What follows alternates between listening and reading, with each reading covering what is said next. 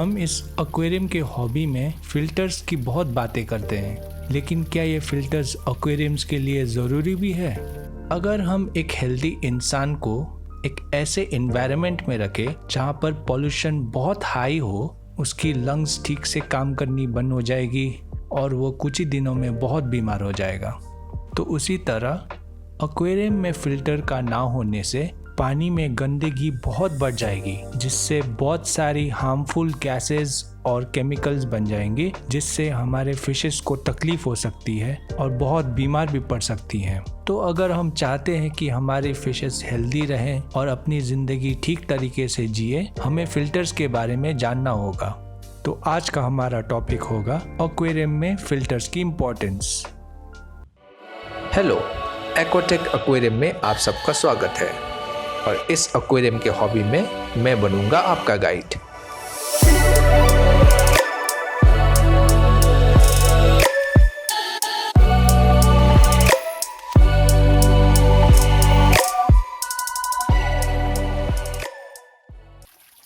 तो ये टॉपिक शुरू करने से पहले हमें ये जानना होगा कि फ़िल्टर होता क्या है और वो करता क्या है। कोई भी फ़िल्टर का बेसिक काम यही होता है कि वो एक्वेरियम के पानी को साफ़ करे और वो अपने सरफेस पे गुड बैक्टीरिया को ग्रो कर सके, जो एक्वेरियम में हार्मफुल होने वाली अमोनिया और नाइट्राइट्स को ठीक तरीके से ब्रेक डाउन कर सके। तो इसके लिए हमें एक्वेरियम में होने वाली नाइट्रोजन साइकिल के बारे में थोड़ी और डीप तरीके से समझना होगा। तो इसमें बेसिकली होता ये है कि हमारी फिशेस जितनी भी गंदगी करती है उससे अमोनिया बनता है और गुड बैक्टीरिया उस अमोनिया को तोड़ के नाइट्राइट्स बनाती हैं और फर्दर नाइट्राइट्स ब्रेक डाउन होके नाइट्रेट्स बन जाती हैं। और इन सब में सबसे ज़्यादा हार्मफुल होता है अमोनिया, जिससे हमारे फिशेस को गिल बर्न होगी और उससे उनको सांस लेने में तकलीफ होगी और इवेंचुअली वो धीरे धीरे मर जाएगी। तो इसी हार्मफुल अमोनिया को तोड़ने के लिए हमें फ़िल्टर की ज़रूरत होगी। फ़िल्टर के अलावा और भी बहुत सारी चीज़ों में ये गुड बैक्टीरिया ग्रो हो सकती है, जैसे कि stones, gravels, sand, sponge etcetera. तो अगर आपके एक्वेरियम में ये सारी चीज़ें और फ़िल्टर नहीं होगी तो वो हार्मफुल अमोनिया आपके एक्वेरियम में बढ़ता रहेगा, जिससे आपके फिशेस को बहुत तकलीफ़ होगी। और जैसा कि हमने पहले एपिसोड में बताया था कि ये गुड बैक्टीरिया स्पंजस में ग्रो होती हैं, तो इन्हें हमें टैप वाटर में बिल्कुल भी नहीं धोना है, क्योंकि टैप वाटर में ये बैक्टीरिया धुल के चली जाएगी। इसीलिए हमें इन सब चीज़ों को धोना है एक्वेरियम के वाटर में, ताकि वो गुड बैक्टीरिया उसी स्पंज में इंटैक्ट होके रह सके। तो रोज़ाना हम लोग बहुत तरीके के एक्वेरियम देखते हैं। किसी के पास ग्लास एक्वेरियम होता है, किसी के पास बोल एक्वेरियम होता है और किसी के पास अगर बहुत जगह है तो पॉन्ड एक्वेरियम भी देख सकते हैं। लेकिन एक्वेरियम किसी भी टाइप की हो, फिल्टर का होना बहुत ज़रूरी है। फिल्टर्स बेसिकली दो टाइप की आती हैं, मैकेनिकल और बायोलॉजिकल। मैकेनिकल में मैन मेड चीज़ों से फिल्ट्रेशन की जाती है, जैसे कि स्पंज, फिल्टर फ्लॉस एसेट्रा। और बायोलॉजिकल में ज़्यादातर नेचुरल चीज़ों का यूज़ किया जाता है, जैसे कि सेरेमिक रिंग्स, स्टोन्स, ग्रेवल्स, लावा रॉक्स एसेट्रा। तो हम सबसे पहले बात करेंगे एक्वेरियम हॉबी में सबसे पॉपुलर फ़िल्टर स्पंज फ़िल्टर के बारे में।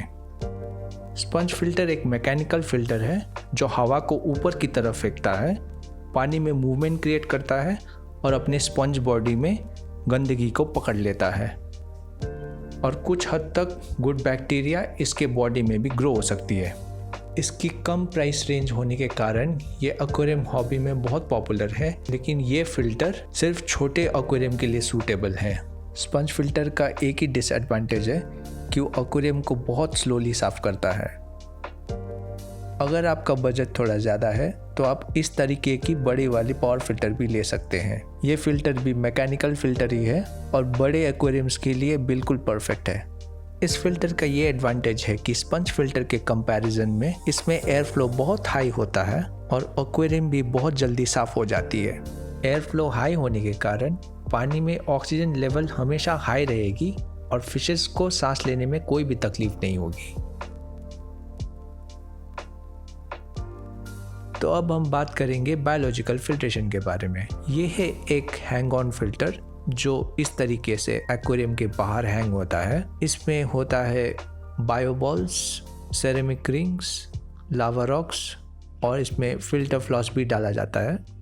इन सब चीज़ों में गुड बैक्टीरिया बहुत जल्दी ग्रो होता है और अमोनिया को ब्रेक करने में हेल्प करती है।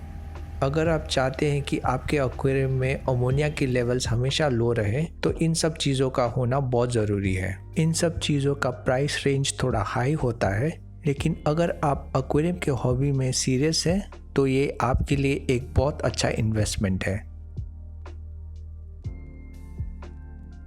तो हम लास्टली बात करेंगे हमारे आखिरी फ़िल्टर के बारे में, और वो आखिरी फ़िल्टर है नेचर। जब हम अपने आसपास देखते हैं तो हमें दिखता है रिवर्स, पॉन्ड्स, लेक्स एट्सेट्रा। इन सब में भी फिशेस रहते हैं, लेकिन इन सब में तो आपको कहीं भी फ़िल्टर नहीं दिखता होगा।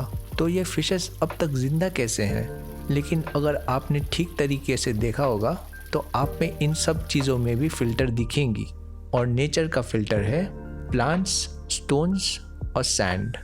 एपिसोड के शुरुआत में अगर आपको याद हो तो हम लोगों ने नाइट्रोजन साइकिल के बारे में बात किया था। अब हमें ये तो क्लियर हो चुका है कि गुड बैक्टीरिया को हम लोग स्टोन्स, ग्रेवल्स और सैंड में भी ग्रो कर सकते हैं, जो कि नेचर में हमेशा से अवेलेबल है। तो फिर फिल्ट्रेशन के लिए हमें प्लांट्स की क्या ज़रूरत है?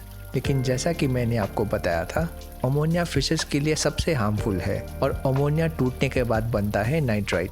नाइट्राइट लो लेवल में फिशेस के लिए हार्मफुल तो नहीं है, लेकिन अगर उसकी मात्रा भी पानी में बढ़ जाए तो वो भी फिशेस को स्लोली मार सकती है। और पानी में नाइट्राइट्स को सबसे अच्छी तरीके से निकालता है plants. Good bacteria waste products का अमोनिया को ब्रेक डाउन करके पानी में नाइट्राइट्स रिलीज करता है, और ये नाइट्राइट्स को प्लांट्स अच्छी तरीके से अब्जॉर्ब कर लेता है, क्योंकि ये प्लांट्स का फूड होता है। और इसी तरीके से नेचर में फिल्ट्रेशन का काम होता है, और इसी चीज़ को आप अपने एक्वेरियम में भी यूज़ कर सकते हैं। आप अगर चाहें तो अपने एक्वेरियम में बहुत सारी प्लांट्स को यूज़ कर सकते हैं, ग्रेवल्स को, स्टोन्स को, जिनसे आपके फिल्टर्स को और ज़्यादा हेल्प होगी अमोनिया और नाइट्राइट्स को अच्छी तरीके से पानी से निकालने में। आई होप आप लोग इस इंफॉर्मेशन को अपने एक्वेरियम में यूज़ करेंगे और अपने फिशेस के लिए एक बेटर घर बनाएंगे। वीडियो को एंड तक देखने के लिए धन्यवाद। अगर आपका कोई भी क्वेश्चन हो तो हमें कमेंट सेक्शन में पूछें और उसका आंसर देने का मैं पूरी कोशिश करूँगा। धन्यवाद।